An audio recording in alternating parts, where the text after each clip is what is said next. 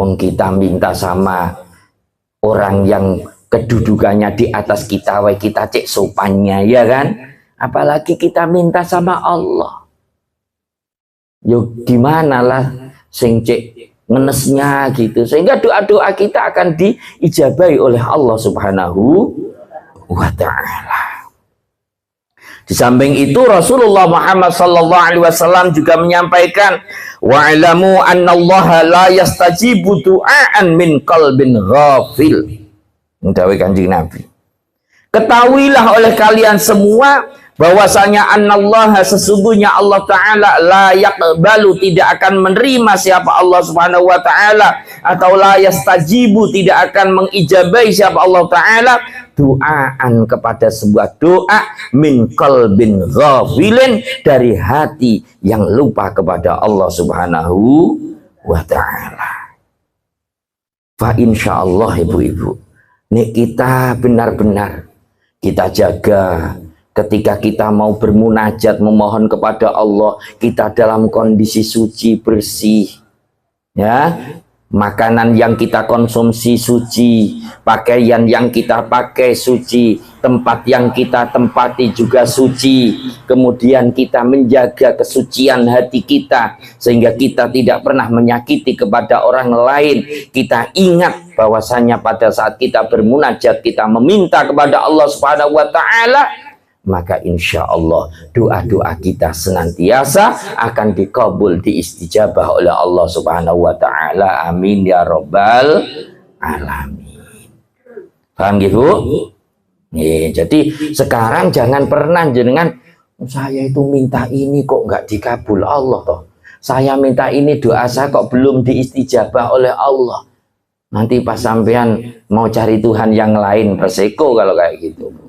Ya, jadi coba kita introspeksi diri kita masing-masing, barangkali ada kekurangan-kekurangan yang ada pada diri kita sehingga doa-doa kita masih belum diistijabah oleh Allah Subhanahu wa Ta'ala.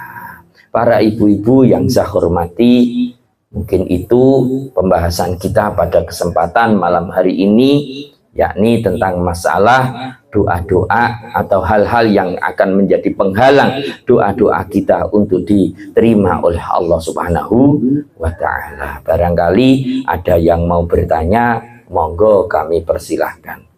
Sebelumnya saya ingatkan, karena insya Allah nggak kecapuk nanti, kita insya Allah tanggal 27 kita sudah masuk 1 Muharram. Nah, kalau bisa ayo do puasalah lagi.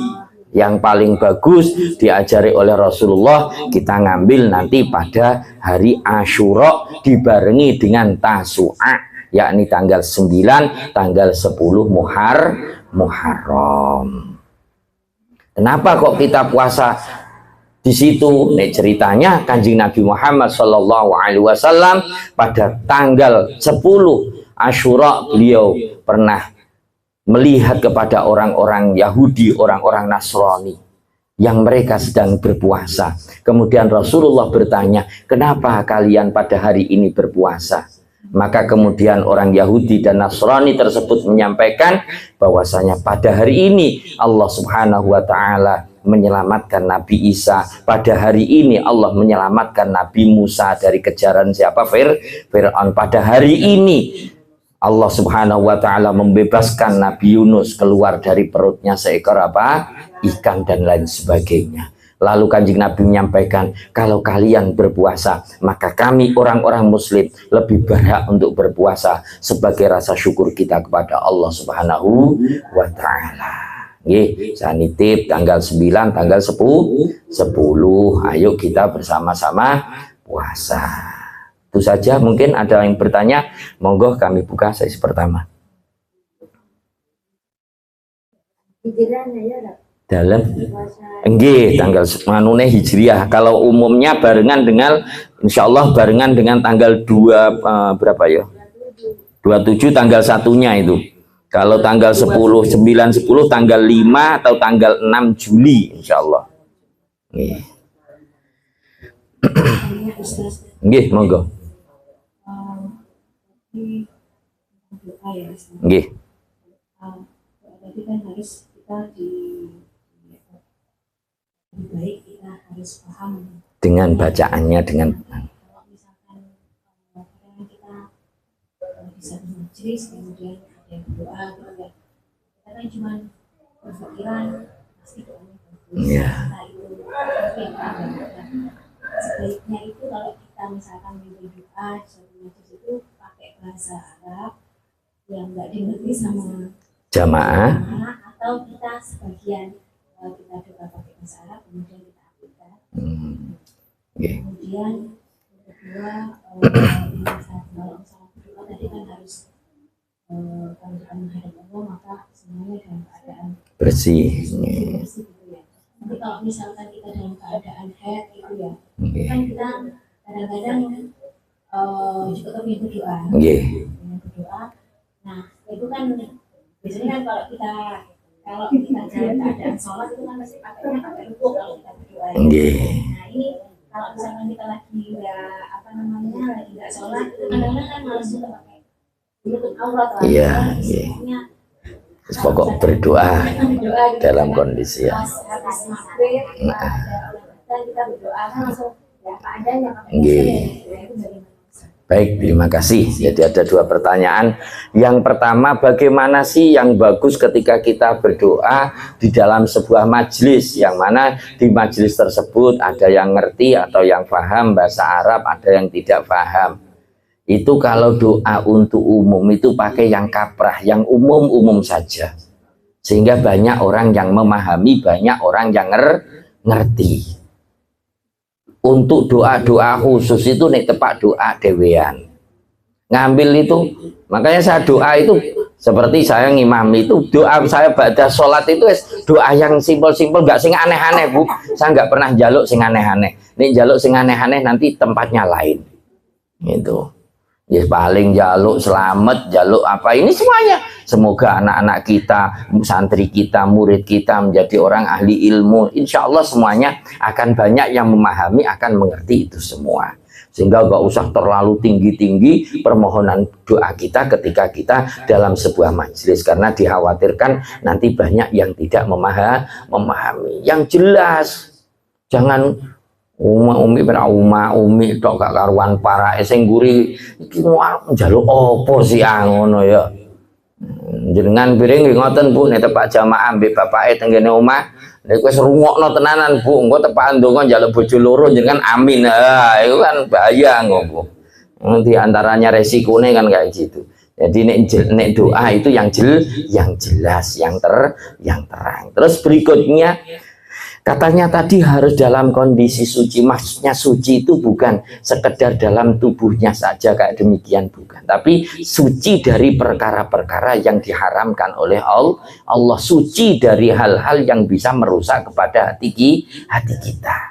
Kalau dalam kondisi udzur, memang secara fikhiyah kita itu wanita dalam kondisi tidak suci secara fikhiyah, tapi secara hal yang lainnya dirinya asalkan hatinya tidak dikotori dengan hal-hal yang baik, maka dirinya masih terkategorikan orang yang suci. Yang paling bagus memang ya dalam kondisi yang paling istimewa ya gitu. Jadi pakaiannya suci, terus tempatnya suci, ya, terus menutup aurat semuanya gitu. Njaluk emek suwiti emuk saya apa ning jeding butuh piring kangelan kesuwen ya pokok angger madhep bismillah jaluk selamat kan gitu aja semuanya. Jadi yang terpenting itu ketika kita berdoa, ayo kita fahami apa yang kita munajatkan kepada Allah Subhanahu wa taala. Sehingga monggo nek nganggur-nganggur jenengan nggih. Nah, itu sambil ada biasanya buku-buku tuntunan sholat itu minimal waktu sholat itu doa-doa yang masya Allah itu, ya doa di antara dua sujud itu Rabbighfirli warhamni itu karepe opo ngoten niku jenengan goleki Bu nggih biar benar-benar paham. Ada lagi? Monggo. Saya sebentar di depan dulu nanti pas belakang. Monggo yang belakang, monggo itu mic-nya dipakai.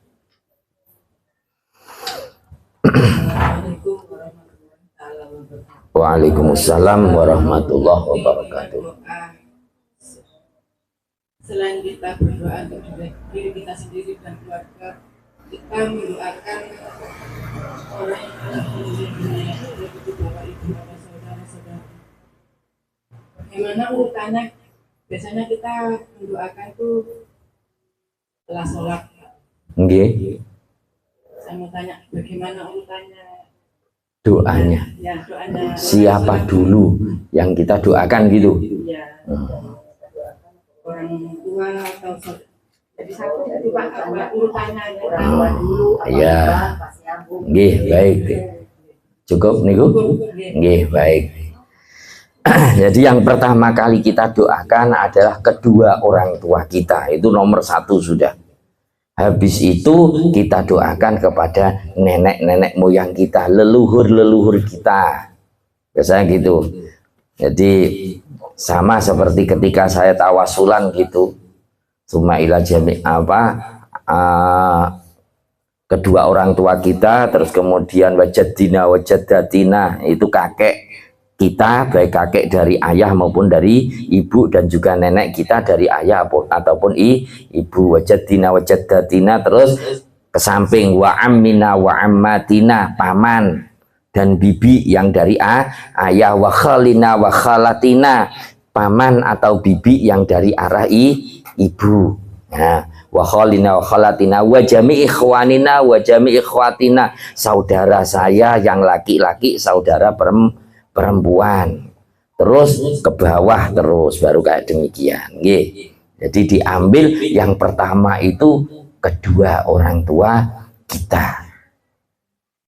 Makanya untung menjadi orang tua kok masih punya putra putri yang senantiasa konsisten mau mendoakan kepada orang tua, itu untungnya orang sudah. Itu urutannya, guys. Jadi dari ibu, bapak, orang tua kita, terus ke atas nenek moyang kita semuanya, terus kemudian ke arah samping bibi maupun, sebab kalau di bahasa Arab itu paman dan bibi itu bahasanya berbeda. Kalau paman dan bibi dari ayah itu namanya ammina wa ammatina. Jadi itu paman dan bibi dari ayah. Kalau paman dan bibi dari arah ibu, kholina wa kholatina, itu bahasa Arab dibedakan. Itu paham nggih? Nggih. Nggih, dari atas nggih. Nggih. Oh nggih, nggak apa-apa kalau itu memang itu lebih afdol, karena memang beliau posisinya derajatnya lebih tinggi. Jadi kalau seandainya doa-doa kayak gitu ya memang dari tawasulan kita dari yang paling atas Rasulullah, terus biasanya terus kemudian sahabat, terus para malaikat, terus sampai kepada baru ke bawah kita gitu. Untuk yang bikin itu khusus untuk orang yang sudah meninggal. Boleh orang yang masih hidup kita doakan. Fatihah itu juga doa, Maria. Jadi Fatihah itu juga doa. Makanya saya tadi bikin contoh, jenengan kira-kira nek amin niku ngerti karepe ta mboten. Lah itu sing tak khawatirkan kan amin, sing penting pokok amin gitu aja. Takutnya nggak ngerti gitu saya. Biar jenengan paham, biar jenengan ngerti bahwasanya itu berdoa. Jadi ketika kita iyyaka na'budu wa iyyaka nasta'in, hanya kepada engkau hamba menyembah, hanya kepada engkau kami meminta pertolongan. Ihdinas siratal mustaqim, tunjukilah kami saya menuju jalan yang lurus, yaitu jalannya siratal ladzina an'amta alaihim, jalannya orang-orang yang telah engkau berikan nikmat kepada mereka. Ghairil maghdubi alaihim, bukan orang-orang yang engkau murkai, waladhdallin, dan juga bukan jalannya orang-orang yang sesat. Langsung amin, itu rasakan di hati. Itu nikmatnya, masya Allah, kalau dengan sholat ambil gitu. Nah, itu insya Allah kalau cuma 5 menit sedengan niku biasanya. 2 rakaat niku sedengan niku. Lene nggak ambek diresapi yang gres suwe diluk ngoten niku paling 2 rakaat iku 1 menit, 2 menit. Wong kadang-kadang tak delok iku paket sama doang. Iya, kadang-kadang kan gitu, malah sing masjid nggak adzan, sing sini sholat adzan gurung mari sholat mari wis lah, itu sing bahaya iku. Ya. Saking cowok ini. Nggih. Nggih, paham. Monggo ada lagi? Monggo, Bu. Assalamualaikum warahmatullahi wabarakatuh. Waalaikumsalam warahmatullahi wabarakatuh. Dan dengan doa tadi, Nggih. ada yang perlu saya tanyakan begini, Ustaz. Jika kita sholat sunnah, Nggih. itu urutannya zikir dulu, Nggih. apa doa dulu? Hmm.